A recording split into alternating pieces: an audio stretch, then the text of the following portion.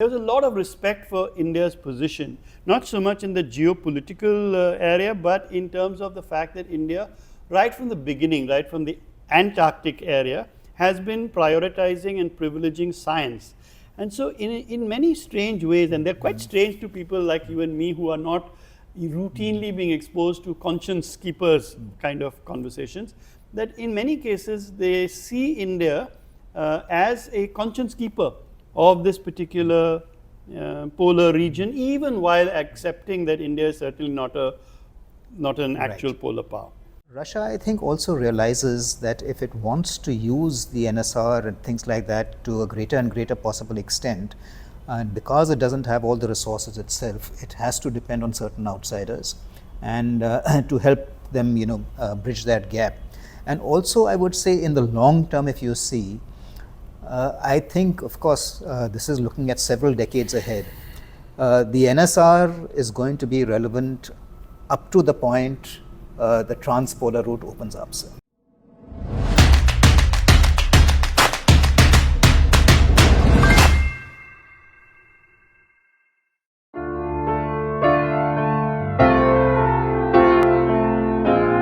Good afternoon, everyone, and welcome to the next episode of WM Dialogues. I'm proud once again to have as my guest Vice Admiral Pradeep Chauhan, the Director General of the National Maritime Foundation.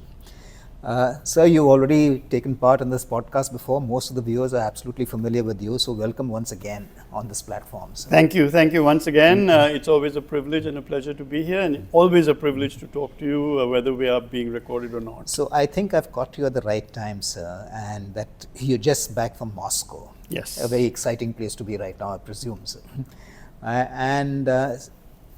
While today I thought we will discuss the Arctic, but let me start by asking you, since you're back from a city, from a country and from a capital which is currently at war in Ukraine, what is the environment prevailing over there? So do you get the impression it's a nation at war, or have they been able to sort of disassociate and isolate the city and the people from what actually is happening on the Ukrainian front?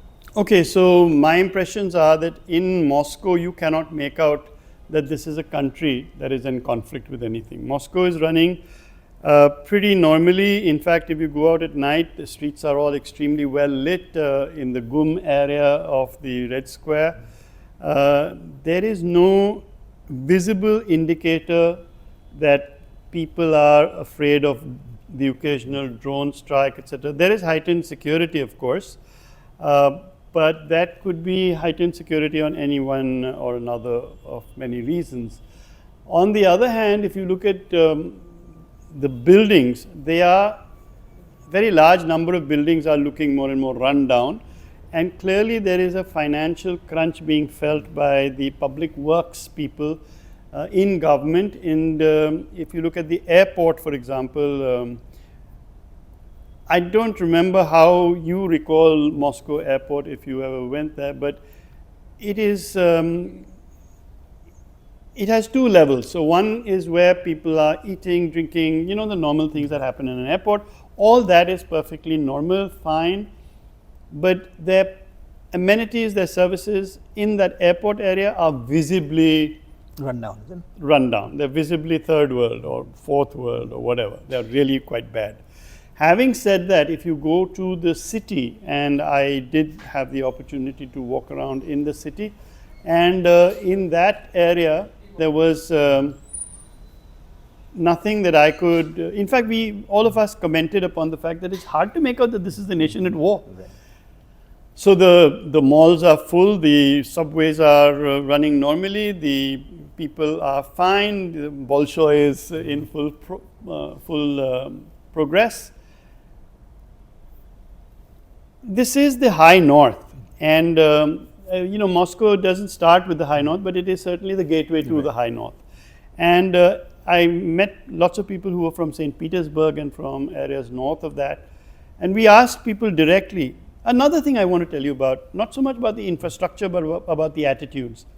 One of the things that struck me throughout my stay was that unlike when I'm dealing with, or when we are dealing with Americans, or we are dealing with the European interlocutors, in Russia, I didn't find a single interlocutor who indicated the same kind of intensity and passion of dislike, distaste, distrust, hatred even about the Americans or about the Europeans or about NATO. And we did go to the Institute of China and Asian Studies, which is concentrated upon international relations, geopolitics.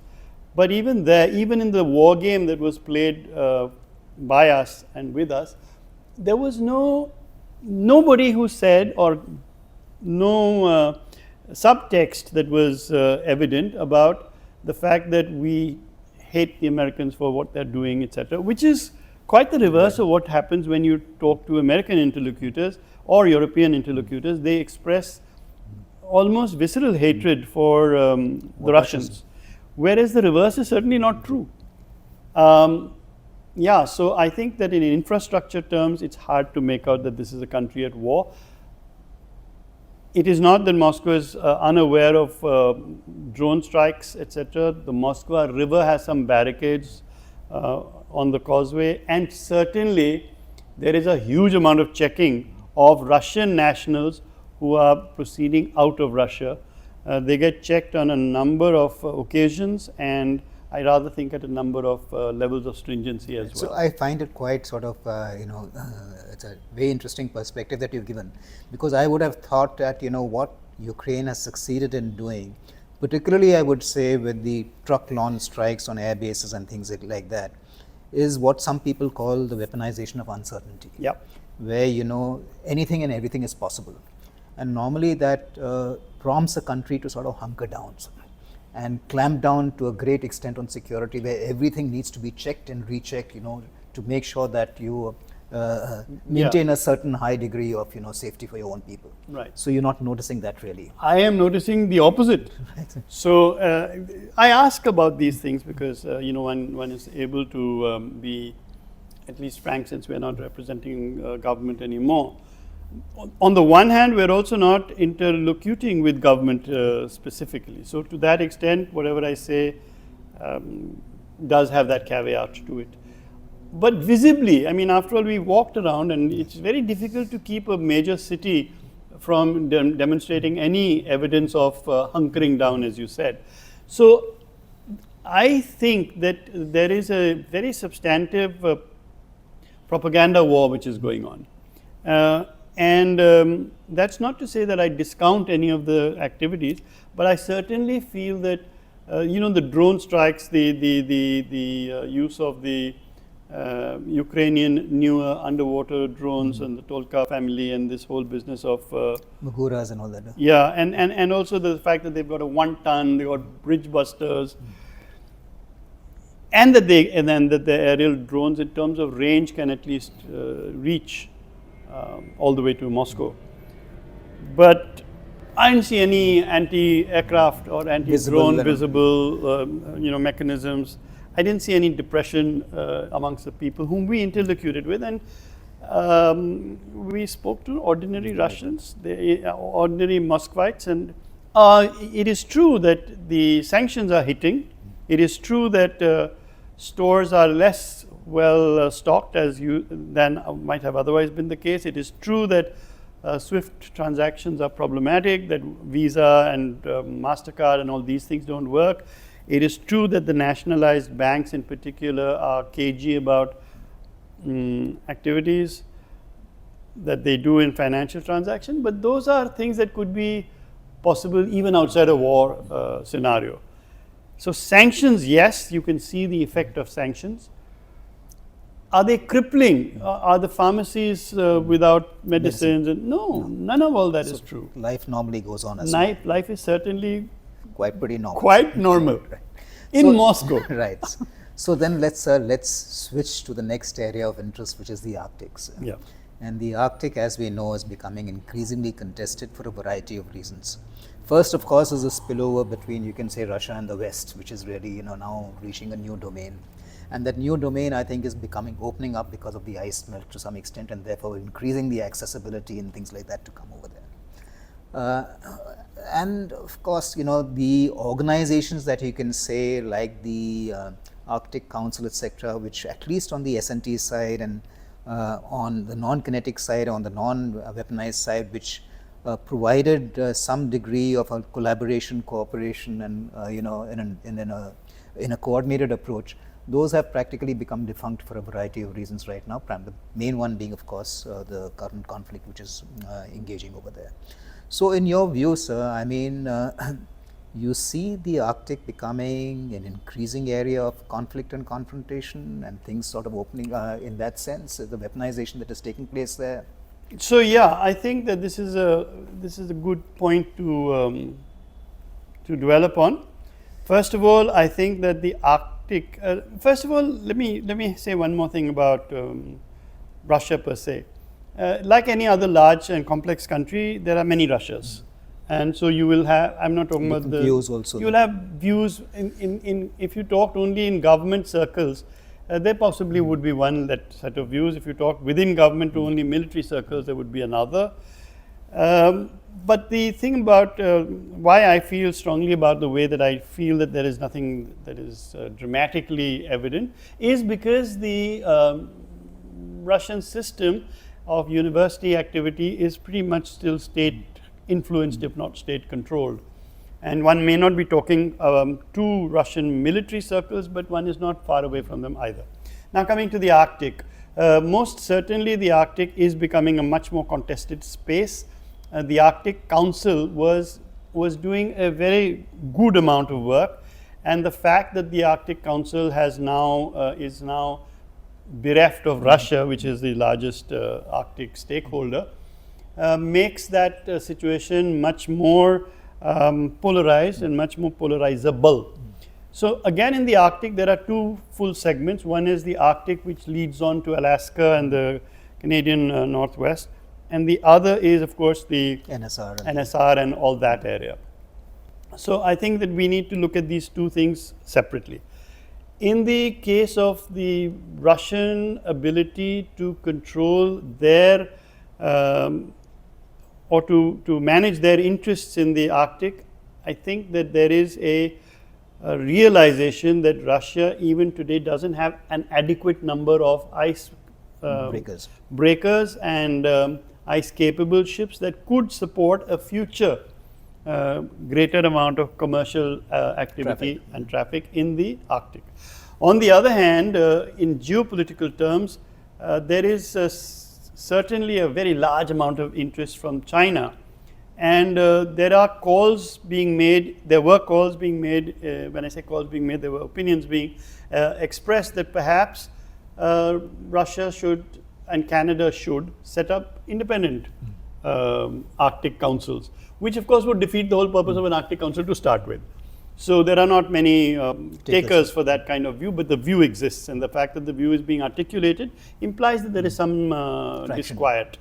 There's some disquiet amongst the erstwhile Arctic state members. Now, the Russians, since they have their energy shift has been marked from 2022 onwards, and there were some spectacular presentations in great detail on the subject of energy trade, of Arctic trade, and of Arctic involvement with near Arctic states, which is what China is, and I dare say what India is as well. There was a lot of respect for India's position, not so much in the geopolitical area, but in terms of the fact that India, right from the beginning, right from the Antarctic area, has been prioritizing and privileging science. And so in many strange ways, and they're quite strange to people like you and me who are not routinely being exposed to conscience keepers kind of conversations, that in many cases they see India as a conscience keeper of this particular polar region, even while accepting that India is certainly not an actual polar power. So I think that the Arctic is opening up. It is becoming more contested by, and I rather think that in many of these cases the main driver is rather than Russia.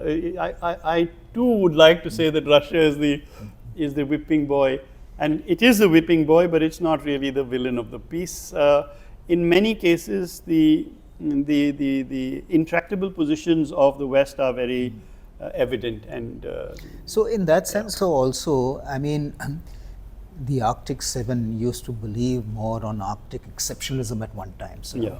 where they really wanted to control any activities that took place over there. And if you see the way the Arctic Council is structured, is also a quite closed sort of setup, with becoming extremely difficult for external players to play a role over there, and there will always be a subordinate role. But now I sense that, and particularly with Russia, since Russia has been isolated, that and Russia, I think, also realizes that if it wants to use the NSR and things like that to a greater and greater possible extent, and because it doesn't have all the resources itself, it has to depend on certain outsiders, and to help them, bridge that gap. And also, I would say, in the long term, if you see, I think, of course, this is looking at several decades ahead. The NSR is going to be relevant up to the point the trans-polar route opens up. So, because once that opens up, then that's going to be the preferred route. So it's a limited window of opportunity that you have to really exploit. So in that sense, do you say that this period and their outreach towards us, in fact, their outreach towards China was quite surprising, when the Polar Silk Route, for example, was a joint announcement by Russia and China, which would have been unthinkable, probably a few years back. But now there seems to be a grudging acceptance, I would say, grudging in a sense, of letting external players who are more aligned to their sort of interests to play a greater and greater role in the Arctic insofar as Russia is concerned. And you think this is a window of opportunity for us to sort of capitalize on this? So there are many, as usual, your questions are complex and deserve more nuanced answers than just a simple yes or no. So I think that first of all, with regard to exclusion of the, as a principle, exclusiveness as a principle within the Arctic Council, you're absolutely right. The fact that the Western sanctions have prevented Russian energy supplies to move to Europe, which was their mainstay, has meant that in 2022 onwards, from 2022 onwards, the bulk of their energy earnings are all to Asia. Right. And in that, I'm not discussing what prices are being negotiated for these deals, but the shift of the energy markets to Asia is very, very pronounced, and it has been brought out repeatedly. Now that forces them to accept a greater amount of quid pro quo. And so China's presence in the Arctic is most certainly increasing militarily. The difference between India and China is that China moves on a number of fronts together. And we tend to talk about a number of fronts, but it scares the hell out of us, so we don't actually do anything about them. So Chinese students are all over, Chinese professors are all over. You'll see Chinese think tanks in all areas, from transportation and logistics to military issues involving themselves in Russia. As I said, we went across in Moscow to the Institute of China Studies. Now, 2 years ago, the Institute of China Studies changed its name to the Institute of China and Asian Studies. Okay. Now, I asked them, why did you do this? And they said, because of you. And so, to that extent, there is an acceptance now that India is a legitimate, and whatever we may say about the Russia-China equations, there is no great trust between Russia and China, which is hardly something which we are finding to be new, but it is not that they shun in any way the Chinese, it's just that they don't necessarily trust the Chinese. And when you talk to them about the High North and about the Arctic, and you see that what is happening in the Far East and the amount of demographic shift that they concern themselves about, it's not just us who think that they're doing it, they actually are worried. Where it comes to the NSR, etc. So here there's a real problem. The NSR has got three sort of passages which are of consequence through it. One is the Dmitry-Laptev Strait, and here in the Dmitry-Laptev Strait, the depths are so shallow that they are of the order of, I'm not even talking about ice, I'm just talking about the depth. It is 8 meters. So with a depth of 8 meters, the maximum safety margin, the minimum safety margin you must allow for a ship is 1 meter. And so we're talking about 7-meter draft ships. Nothing can move on the land. Now if you go to the northern... But there are alternate routes to that. I'm just coming to that. So the north of that, north of that is the Sanikov Strait. There the depths are 14 meters. North of the Anzu Islands, you have deep Much waters. lower. But Icing is an issue then. you can't go even allowing for another 30, 40 years and allowing for the rate of ice melt which is occurring, you still will not be able to move in that area without having significant icebreaker support. So Russia is, so this northern sea route is hugely problematic. People then, in India in particular, it's distressing to see how quickly we jump from there to the Vladivostok-Chennai maritime corridor and think that somehow this is attached to the Arctic. But Vladivostok, as you know, is at 43 degrees north latitude, and it is almost 2,850 odd kilometers away from the Arctic.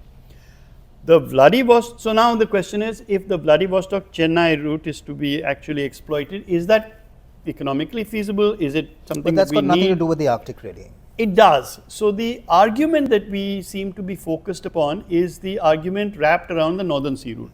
The argument that we should be focused upon is the Arctic transport corridor.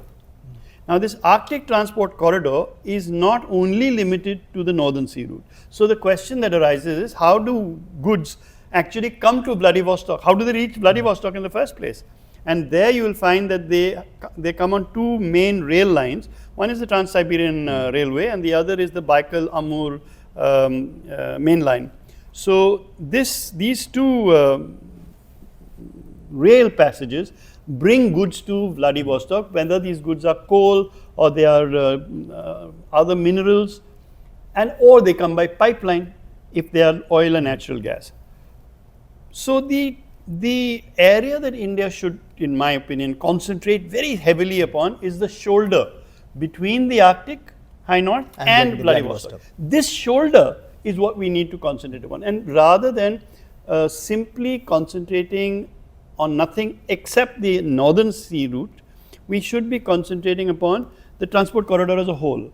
And here there are very good opportunities for collaboration between, say for example, the NMF and Russian oil and gas consultancy organizations, which are therefore slightly bereft from pure government control, where we can actually work details. What is happening is that in many cases the Russians are very, very keen to do this.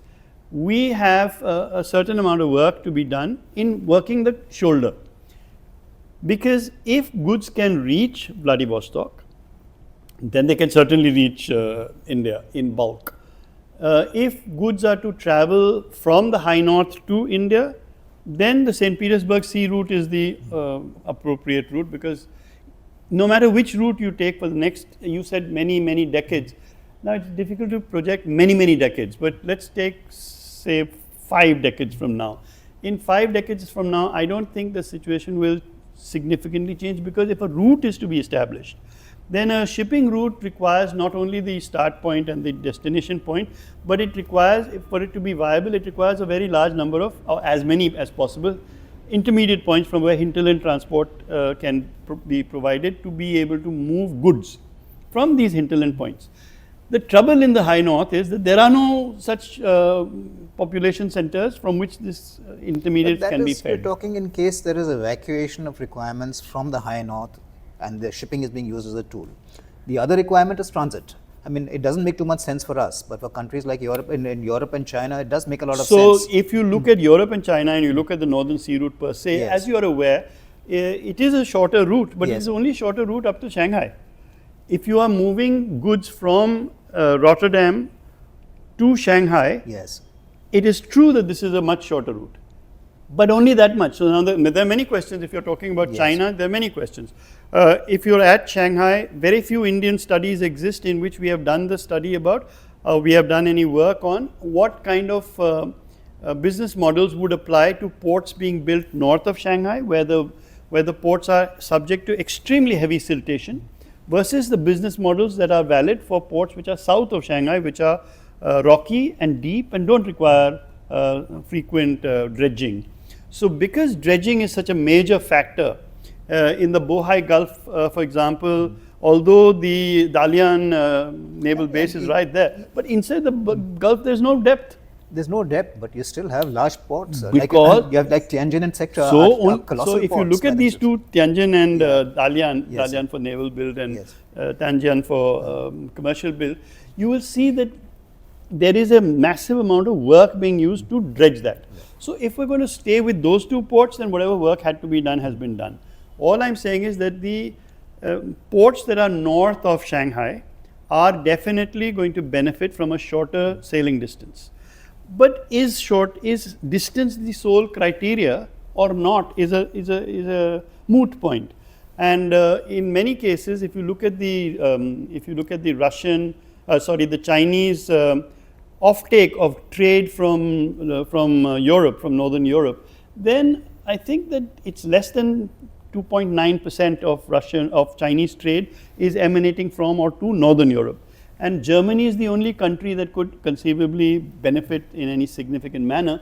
And yet Germany's approach to China has changed quite a lot. And it is no longer as benevolent as But as was But if I'm not earlier. mistaken, just last week, there's been a new announcement of a liner service, container liner service, starting, I forget which port in China, possibly Shanghai, but maybe even a little south of that, using the NSR, going all the way to Felixstowe in UK. So once again, let me emphasize that if you take the total number of ships that moved on the Northern Sea route between China and Russia, Yes. Russian ports. So I think there were something like 47 voyages which were undertaken, and of these 47 voyages, about a third of those voyages were undertaken in ballast, and everything else was done in one direction, and 34 or so in the other direction were carrying cargo. Of these, this number of voyages is accounted for by 2 days in the Suez Canal, just 2 days, and this is all year round. So while we will certainly be seeing experiments towards establishing a line, after all, a liner service requires a line, and the liner service, for it to be commercially viable, has to have a shipping route which has got these intermediate But points. the numbers coming out from Russia, sir, if I recollect correctly, 2023 NSR 36 million metric tons. May not be very much, but 36 million metric tons is a fairly large sum. No, the last year in 2024 they moved 38 million metric tons. From 36 they went up by 1.6 million metric tons to roughly 38 million. 97 voyages done, transit voyages done between Europe and China. 97 transit voyages done through the NSR also in 2024. So, if we are looking at the NSR as a Indian, as advantageous to India, I think that here what we need to be concentrating upon is as I said, the Arctic Transport Corridor, and the Arctic Transport Corridor subsumes the NSR within it, but it also allows for movement of goods, liquids via pipeline. It allows for movement of bulk carriers carrying the coal that we are quite keen on getting from Russia, and it also allows us for the movement of other minerals via either ore carriers or bulk oil carriers. And I think that if we look at this bridge, this shoulder, and we can get our goods across to Vladivostok, then there is much to be said in it. However, in India dealing with the high north or with the Arctic, I think the other element is that if we look at this the sea route which goes via the normal Suez and all the way across to St. Petersburg, and we compare it to the much shorter distance involved in the international north-south transport corridor, once again, no multimodal transport corridor can afford you the kind of advantages that can be afforded by the volumes that are carried on a single ship voyage. So it depends. Did we as a country prove that that containers could go via the INSTC? Yeah, we did. And how many containers were moved? 2. One first time and then two. So if you're moving 2 containers, then there's no discussion about route. Then you might as well just take them by air and be done with it.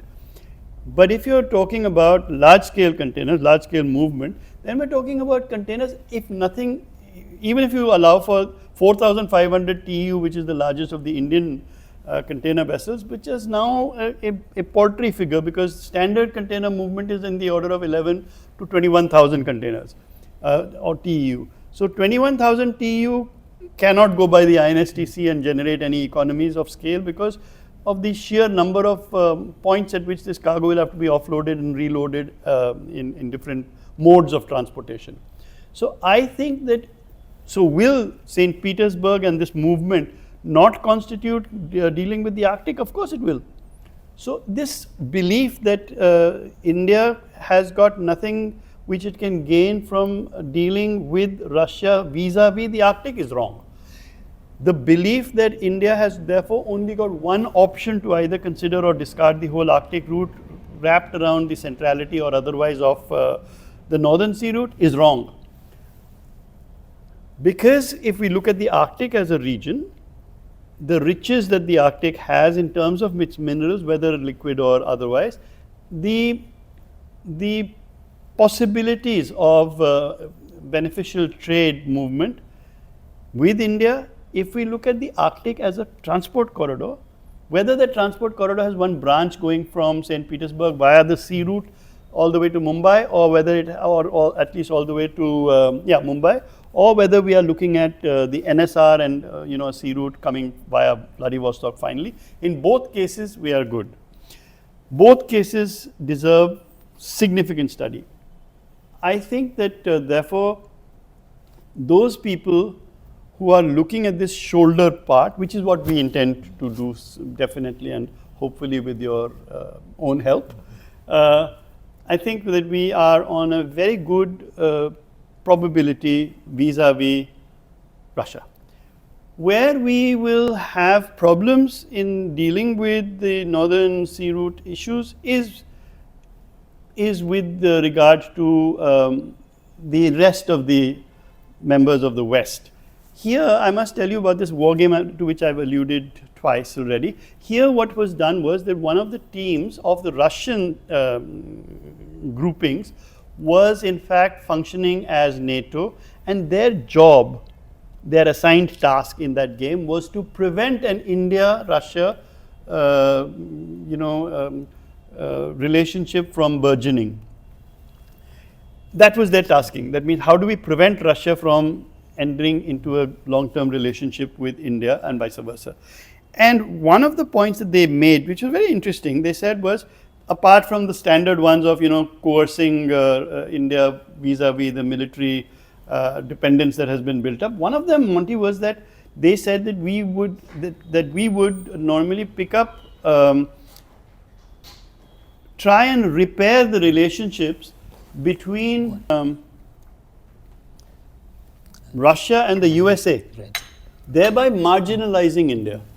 So I said that doesn't that seem to give us more centrality? In this war game, one of the groupings was representing NATO and the Western Europe and America, and they felt that the US does not see India ever being allowed to reach its aspirations of being a major global power, does not see India being a major Indo-Pacific power, sees India only being allowed, within inverted commas, to be a sub-regional power where the sub-region is defined as the Indian Ocean. And to that extent, they felt quite openly that India was playing into these hands by continuously emphasizing the Indian Ocean, the Indian Ocean, the Indian Ocean, thereby exposing the limitations of its maritime vision. Can't see. And so they felt that if Russia and if USA moved to mend relations with Russia, they would do so by simply being, and in doing so, they would marginalize India. So then I asked whether, do you not think that you're giving more centrality to India than you should? Because I cannot imagine that the great powers are going to be colluding or colluding to be able to marginalize India. He said, you underestimate our belief in where you are headed. That was difficult to argue with because, first of all, it was very pleasing to hear. But the fact is that the Russians think that India has greater potential, but it is self-limiting. They said so, as I just mentioned. They said you are self-limiting because your debate in your country does not show that you want to be a major power. It's just an aspirational set of statements. To be that major power, he says that you have no indicators that you are moving maritime. At the most, you are moving some small navy. Even that you are not doing particularly impressively. But maritime movement is poor. So then we started to talk about Indian ships and Indian shipyards, and the requirement that this building of ice class vessels or building of ice breakers. So ice breakers was out of the question, but ice class vessels, and that the expectation was for 6 ice class vessels to possibly be built. And so I told my own belief is that unless our private shipyards are allowed to grow, which is meaning that they, right now we have only one financially viable shipyard in the private sector, and that is L&T's Kattupalli. And all the rest, we have 21 private shipyards which are listed. Most of them are not even shipyards beyond the barge building levels. Okay, some of them, like if you take Chogles and all that. Now they are doing well. Yes.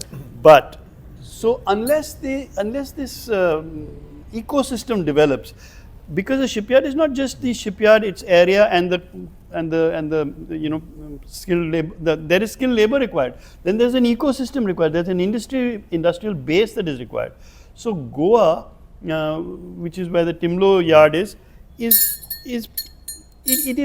deficient in these areas. It doesn't have an industrial belt that will be able to support it, unlike say Mumbai has. That is also true of very many shipyards on the eastern coast of India. So the Russians said that the number of studies that they need to be able to collaborate with India on in areas in which either the shipyard has to be in India or the shipyard has to be like Colombo shipyard has been by MDL, yes, picked up by MDL, and that might be a model that will be worth considering as well. But it won't solve all problems because it presupposes that in the country that you are buying the shipyard, this ecosystem exists. If it doesn't exist there and it doesn't exist here, then it doesn't exist. Many issues you've raised, sir, but I just had a slight difference of opinion on a few of them. Yeah. And one was, I would say, is on the international north-south transportation corridor. I mean, inherently, if you see any traffic that flows from one place to the other is multimodal in nature. So it is being generated somewhere in the interior of the country. It has to come by train. It has to come onto a ship. From the other side, it has to goes on a truck somewhere else and goes and gets finally deposited somewhere. So traffic is always. Now you take the the Chinese train corridor that is going into Europe. So when it started, I would say a decade and a half back, people said this is absurd. It's never going to work. So today, 15,000 trains per year. So 15,000 trains per year are carrying traffic, and they're going all full, sir, at the end of the day. So let me try and explain that slightly differently. First of all, in the broad element of what you said, that all corridors eventually are multimodal is correct. No corridor is designed only for the commercial viability of the cargo it carries. It is viable because of its geopolitical implications of being able to have a large number of industries in that belt, which will then start feeding. This is the ecosystem that I was talking about, except that it is expanded now to multi-country. However, until that ecosystem develops, the movement of that cargo will remain suboptimal financially. If you take Central Asia, Central Europe connectivities or belt connectivities, one of the 5 Chinese belts in the, if you have no other option but to move by sea, by land, you will of course move by land. But where you have options of either land or sea, North-South Transport Corridor, the International North-South Transport Corridor, within its segments of movement, if cargo has to be picked up from intermediate points in one form or the other, then it's completely a different issue. If you want your cargo starting from JNPT to reach St. Petersburg, or Russian cargo emanating from the high north to reach you, then that cargo is a through cargo, and that's not going to be easy to move with multiple shifts of that cargo from one mode of transportation. A belt, a corridor per se, you're absolutely right. Corridors all start with something, some truck moves from somewhere to somewhere, and then. But if the cargo is through cargo, and you want it to be of this scale, obviously you want it of scale. It is still better. It will be very difficult for me to find an argument. For me, I have not found argument that will support the fact that the INSTC, on account of being X number of miles shorter or Y number of days shorter, because these Y number of days shorter is a function of what cargo you move. So there's time sensitive cargo also, sir. Now, time sensitivity of cargo, what I'm saying is that if you took 20 days to go by one route and 30 days to go by the other route, the 20 days it took you to go by this route is because you took only minimal cargo. If you now took 21,000 containers, how many containers fit on one truck? One. Maximum 2 slots. A 40-foot container will be carried in, which accounts for 2 slots. You will need something between 11,000 and 21,000. So you'll max it out, and then you'll have a backup in that sense. All of this will happen. All that will happen only once you reach the threshold of the capacity of that corridor, and then the backlog starts. Until you've got space available. No, but perhaps if you move. If your requirement was to move the equivalent of, now we need not talk only about containers, but containers are easy to talk about. So we'll stay with that. If your requirement was to move only 21,000 containers, it would be one thing. Over what period of time? But if your requirement is for continuous, recurring, then there's nothing that can beat a sea route. Yeah, undoubtedly. But all I mean to say is that it cannot be seen as an or. There's an and element on that, where some cargo will be effective over here, will be more, time sensitive. If it is through cargo, yes, sir. It is very hard to find time sensitive cargo in through movement from this distance of which we are talking. I mean, we're not talking about a short distance. So I think that for the foreseeable future, in my thinking, there is no way that we can discard the sea route to St. Petersburg, nor do I think taking the sea route to St. Petersburg in any way reduces the interdependence between India and Russia's high north or the Arctic area, simply because the bulk of the entire voyage is taking place by sea. After all, even in this voyage, as you correctly said, the cargo is not emanating from JNPT. It's coming to JNPT from somewhere. It's coming to St. Petersburg from somewhere. Those elements are constant in everything that we do. So my point is that if your volumes are very small, then maybe train corridors are viable. If your volumes are small, maybe multimodal transport is viable. But if your cargoes are very small, then just move them by air. Why are you trying to do any of all this anyway? So if the cargoes on the other hand are large or are envisaged to become large, then you better concentrate upon the sea route and look much more carefully at the time delays that are involved, because there are so many barriers along the way, isn't it? There are customs forms to be filled, there are gauges that have to be matched, look at the amount of issues that are already to be wrestled with in the IMEC, however badly named that is. But it is nevertheless problematic. And this is without counting any of the geopolitical disruptions that might occur. So I think, sir, we've crossed our time as always. We'll, I think, wind up over here. So one thing I think that clearly comes out is that the NSR may not be directly sort of beneficial. Beneficial to us, but there are many indirect benefits by various linkages that you can have, as you said, transport the shoulder right from the high north or the Arctic up to Vladivostok is one. Maybe, we've debated about that, but I think other routes that whether you're using the IMEC or whether you're using the INSTC, they can possibly also complement, at least if not supplement, the traffic that has to flow from Europe to India. So in that sense, the more routes that we have going into Russia, the better. It's going to be. So in conclusion, what I would like to say is that if we weren't to fixate ourselves with the 3 alphabets NSR and we were in fact to look at the Arctic transport corridor, it would encompass a number of modes of transportation which need not be sequentially linked to one another. Right. So it's not that. So the St. Petersburg to JNPT sea route would continue to be of huge value simply because the economies of scale that it affords. It is possible that you want to have some intermediate points. Say you want to trade. What is the great value of the INSTC, if I may be allowed one more minute? It is that when you reach Astrakhan, when you reach Azerbaijan, not Astrakhan but Azerbaijan, then if you move, that will allow you an east-west movement. And if you go west, you will then go to Central Europe, and if you go east, you go to Central Asia. At that point, you will collide with one or more of the belts of China, and then you will decide whether you want to collaborate, cooperate, you want to confront, you want whatever you want to do. But if you don't reach there, this choice will not be there. So reaching the big advantage of the INSTC, just like the big advantage of the IMEC, is that it allows you geopolitical movement and freedom, which will, since geopolitics encompasses geoeconomics within it, it will allow you to have the geoeconomic freedoms that you need. Without these mega corridors, you will not be able to do this. Also, it might be a shorter way to reach Eastern Europe, maybe southern Russia also, because anyway, absolutely right. Trade coming from there, if it has to go to St. Petersburg again, so becomes you have to reach Astrakhan no matter what you do. Yes. On the INSTCs.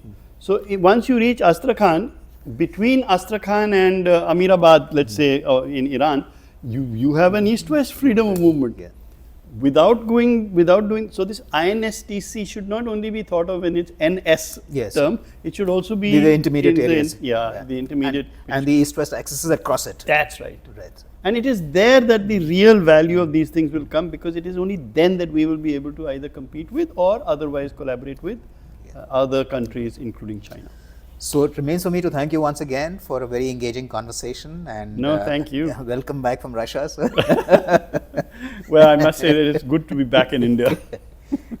And till we meet again.